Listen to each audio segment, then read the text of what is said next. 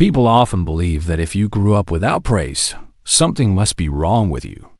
That maybe you became distant, guarded, or emotionally reserved because you lacked something essential.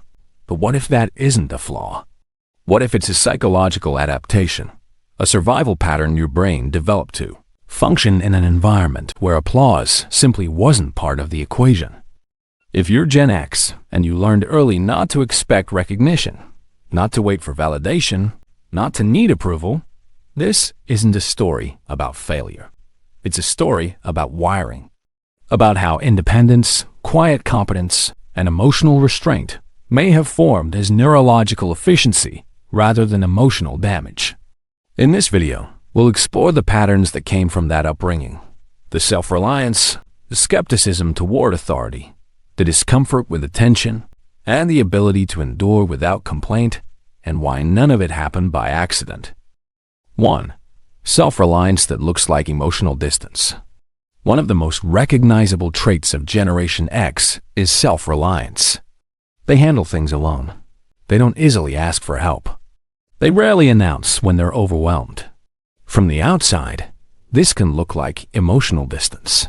It can look like pride, or even quiet isolation. But psychologically, something deeper may be happening. When a child grows up in an environment where recognition and reassurance are inconsistent, the nervous system adapts. Instead of expecting co-regulation, shared emotional soothing, the brain strengthens self-regulation. Over time, stress is processed internally. Problems are analyzed privately. Emotions are contained before they are expressed. The prefrontal cortex, responsible for planning and impulse control, becomes highly active in managing distress. The system learns efficiency. The message becomes subtle but firm. If support isn't guaranteed, I will become my own stability. What appears to be distance is often neurological economy. Energy is conserved. Vulnerability is measured. This isn't an absence of feeling. It's a nervous system that learned early not to rely on applause to function. 2. Skepticism toward authority. Generation X is often described as skeptical. They question leadership. They don't automatically equate status with credibility. This can be interpreted as cynicism, but it may actually be adaptive vigilance. Growing up during political scandal, corporate downsizing, and institutional instability, the brain repeatedly observed a gap between promises and outcomes. Neurologically, the brain's error detection system becomes sensitive. When expectations are violated, the system strengthens future monitoring. Trust becomes conditional, not absent, but tested.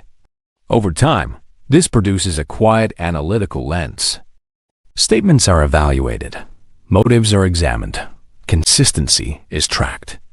What looks like distrust is often pattern recognition refined over decades. It's not rebellion for its own sake. It's discernment. 3. Discomfort with attention. Many from Generation X are not naturally drawn to public validation. They don't instinctively broadcast achievements. They are often private about success.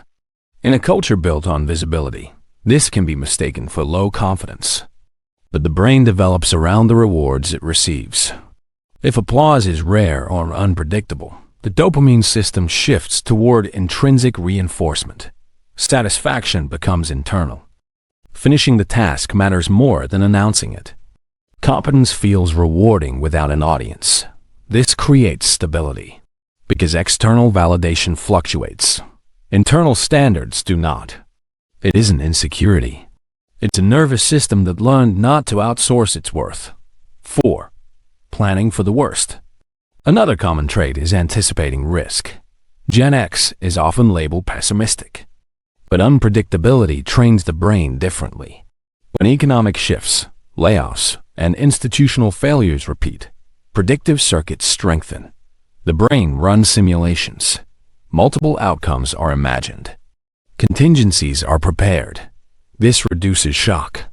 It reduces dependency on stability. What appears to be expecting failure is often strategic anticipation.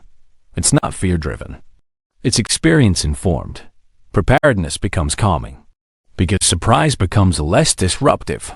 5. Emotional restraint and quiet endurance.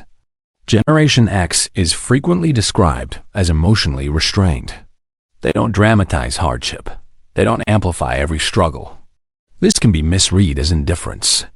But emotional regulation often develops when emotional expression is not consistently reinforced.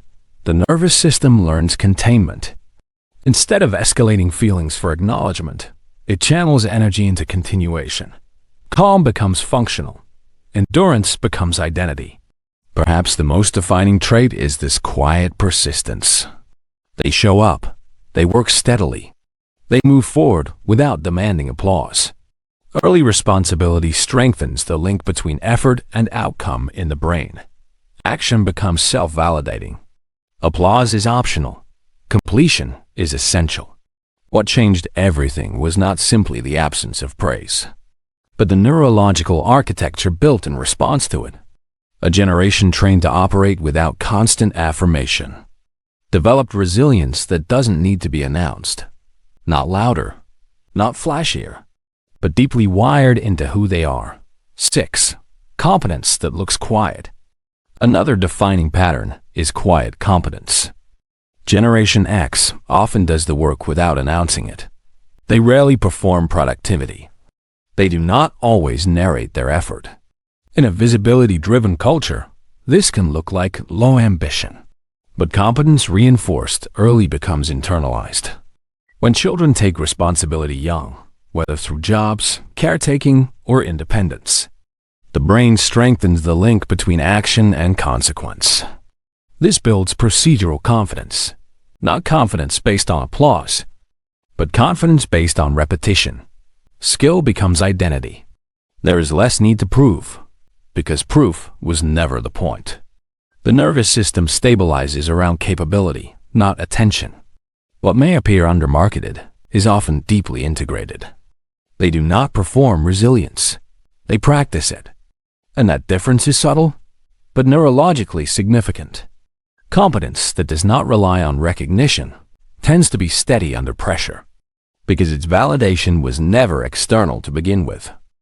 Maybe the story was never that Gen X lacked something. Maybe the absence of applause created a different kind of strength. What others saw as detachment was often composure. What looked like indifference was often self-containment. What seemed guarded was often earned depth. Nothing about that is broken. It is adaptation.